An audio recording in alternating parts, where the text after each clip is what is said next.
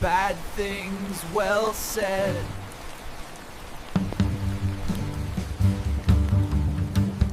Welcome to Bad Things Well Said Icelandic Newsroom. Indeed. Where we sift through the delightful absurdity of yesterday's news. That was Thursday, October 16th. To prepare you, our dear listeners, for the inevitable reality check that is today, Friday the 17th. And oh, what a reality check it is. It seems everything politics, healthcare, the very air pressure is conspiring against, well, sanity. But we can laugh, right? Or at least offer some quality snark. That's the spirit. So, on the menu today, Reykjavik City. How did they manage to mess up a simple land deal so badly their own auditors basically hit the panic button? Yeah. The word was Ómarkviss, haphazard, delicious. Oh, it's a masterclass.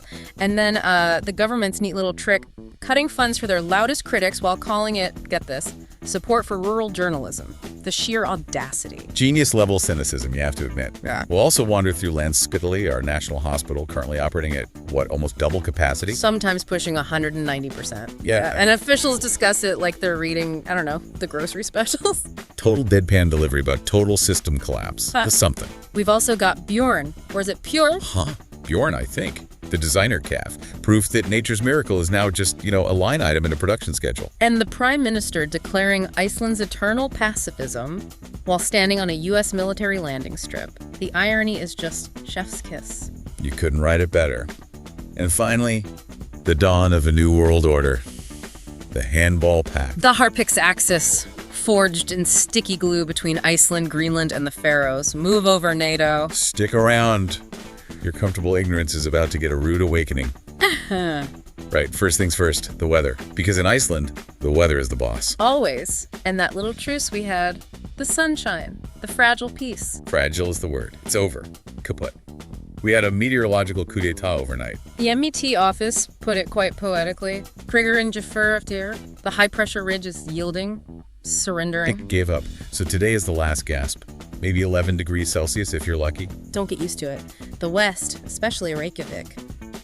Well, you're getting the classic autumn punishment. Oh, yes. Clouds, fog, and that special Icelandic drizzle. Sold. It's not just rain, it seeps into your soul. It really does. Existential dampness. Meanwhile, the East gets a brief moment of sunshine, probably just to rub it in. But the real action is the wind. Snisti in Oralaga at Noratinu. It's swinging north, aggressively. And that means Saturday. Kolnar Dalitia. It gets noticeably colder. We're talking maybe 2 degrees in some places. 10 degrees will feel tropical by Sunday. It's just a perfect little metaphor, isn't it? Brief, deceptive peace, then bam.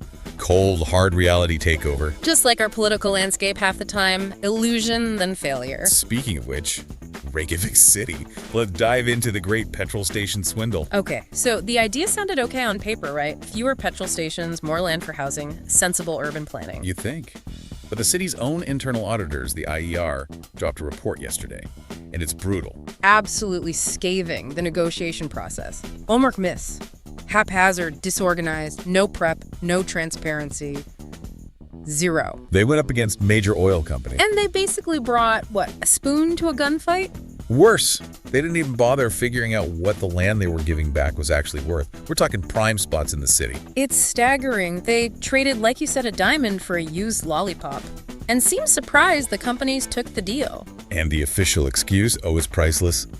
The talks were complicated. And nobody wanted to sign first, so we just had to wing it. That's not an excuse. That's basically admitting you're utterly out of your depth, either incompetent or just didn't care enough to do the job properly. It's an astonishing admission of failure. So if you can't handle the basics of negotiation, why are you in charge of the city's assets? Exactly. And now the Independence Party, the opposition, they're talking about taking it to the EFTA Surveillance Authority.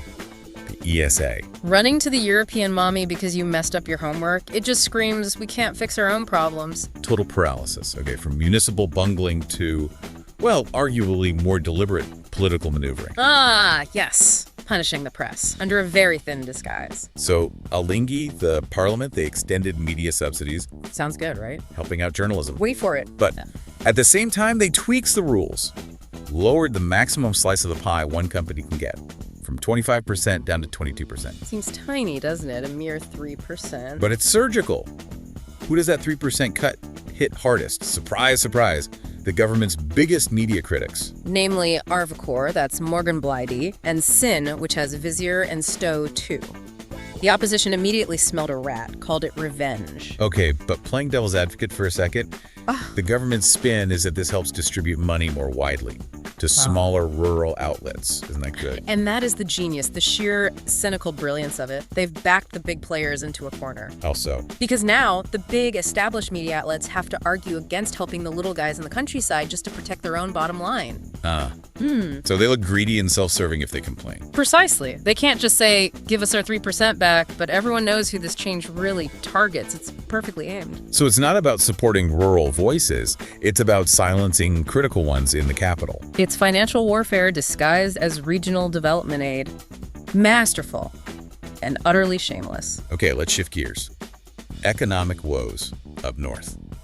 Húsavík. Yeah, the PCC silicon plant closure. It's bad. 130 direct jobs gone, maybe up to 200 indirectly. That's huge for a town that size. Devastating. And SS, the Labor Confederation, is demanding action, understandably. But notice who they're pointing the finger at immediately. Let me guess. Not poor planning or market volatility. Bingo. It's China. The union statement explicitly blames trade wars and competition from China, talking about workers there with no rights and miserable wage conditions. Convenient.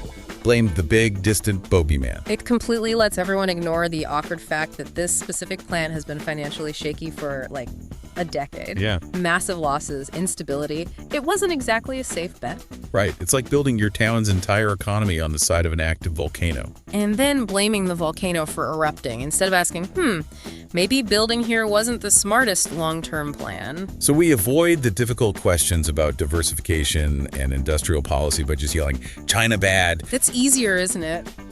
Easier than admitting maybe, just maybe, some of this was predictable or even preventable with better planning. Meanwhile, back in Reykjavik, we have a different kind of collapse. Landspítali, the National Hospital. Oh boy, where code black isn't an emergency anymore, it's just Tuesday. The numbers are genuinely horrifying when you stop and think. The ER running at 150%, sometimes spiking to 190% capacity. So 190%. That means almost 2 people for every single designated space. Hallways, waiting rooms, wherever they fit. It's not just overcrowded, it's fundamentally broken. And the cause. Backflating. Backflow. Yeah, patients who've been admitted who need a proper bed on a ward are stuck in the ER. Because the wards are full. Exactly. And why are the wards full? Often because they're jammed with elderly patients who actually need nursing home spots, but there are no spots available for them either. So it's a total system gridlock. From nursing homes, backing up wards, backing up the ER, a bottleneck of human beings. It's the human warehouse scenario playing out in real time, and the official response is just surreal. Health Minister Alma Meller steps up and says, She says it's an infrastructure debt, something that should have been fixed many years ago. Oh, brilliant insight. Thank you, Minister. That historical perspective is so comforting to the person currently on a trolley in a corridor. Right. There's this bizarre calmness, discussing a full-blown rolling catastrophe with the same tone you'd use for, reporting a pothole. It's normalized crisis. Healthcare treated like routine system maintenance, even when the system is visibly crumbling. Okay, from systemic breakdown to, questions of identity and cognitive dissonance. Let's talk defense policy, or lack thereof. Prime Minister Kristrún Frostadóttir was at the Arctic Circle Assembly. Big deal. Lots of serious military types around. NATO leaders, U.S. folks. And right there, she announces, I don't think there will be an Icelandic army in my lifetime. Bold, principled, pacifist Iceland standing firm. Or maybe just conveniently outsourcing.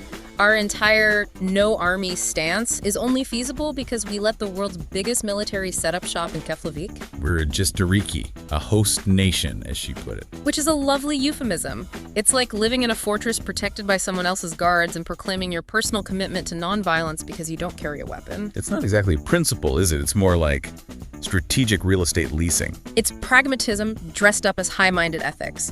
We get the security blanket without paying the full price or getting our hands dirty. How genuinely neutral can you be when your safety depends entirely on one side of a global power structure? A question nobody seems keen to answer too loudly. Okay, from grand strategy to very specific bovine strategy. Let's talk about Bjorn, the calf. How'd I do, Bjorn? Better. Yes, Bjorn. Born at Feneri.